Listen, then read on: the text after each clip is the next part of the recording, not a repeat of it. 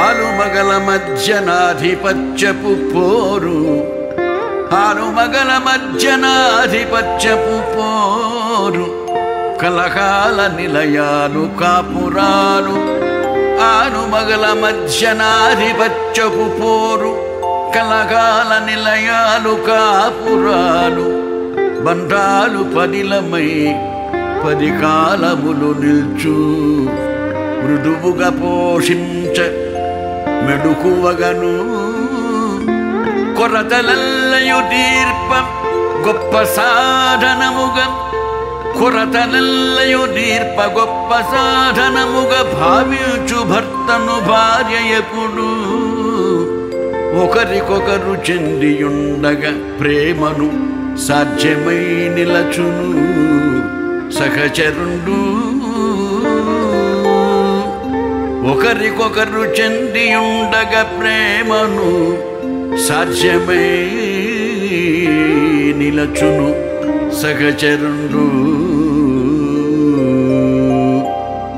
నెపములెన్నకుండ నేర్పుతోడ మెలగ, నెపములెన్నకుండ నేర్పుతోడ మెలగ. సంతసంబు బాట సాగు బ్రతుకు, నెపములెన్నకుండ నేర్పుతోడ మెలగ. సంతసంబు బాట సాగు బ్రతుకు. భయము లేక జనులు భవసాగరము దాట, రామవాక్కు మనకు రక్షరేకు. భయము లేక జనులు భవసాగరము దాట, రామవాక్కు మనకు రక్షరేకు.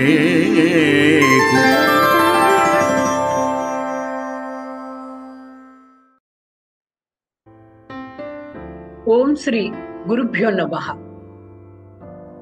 Relations never die a natural death. They are murdered by our ego, attitude, ignorance.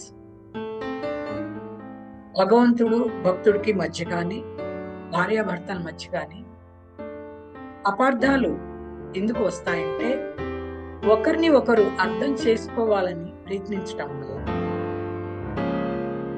భగవంతుణ్ణి మన కోరికలు తీర్చే సాధనంలాగా మనం భావిస్తాం. ఇది కావాలి అది కావాలంటూ విసిగిస్తాం. మనం అనుకున్నది అనుకున్నట్లు కాకపోతే ఆయన మీద కోపం కూడా కలిగిస్తుంది. అలాగే భార్య కూడా భర్తని తన అవసరాలు సరదాలు తీర్చుకునే సాధనంగా భావిస్తుంది. భర్త కూడా అదే విధంగా భావిస్తాడు. దీనితో అపార్థాలు పుడతాయి, దూరాలు పెరుగుతాయి. భగవంతుడు మన కోరికలు తీర్చుకునే సాధనం కాకూడదు, ఆయన సాధ్యం కావాలి. అలాగే భార్యకి భర్త తన సరదాలు తీర్చుకునే సాధనం కాకూడదు, సాధ్యం కావాలి. భార్యాభర్తలిద్దరూ ఒకరికి ఒకరు చెంది ఉండాలి. అలాగే భగవంతుడు అప్పుడే ఆ అనుబంధం గట్టిపడుతుంది, 10 కాలాల పాటు మనగలుగుతుంది. ఇది రామవాక్కు.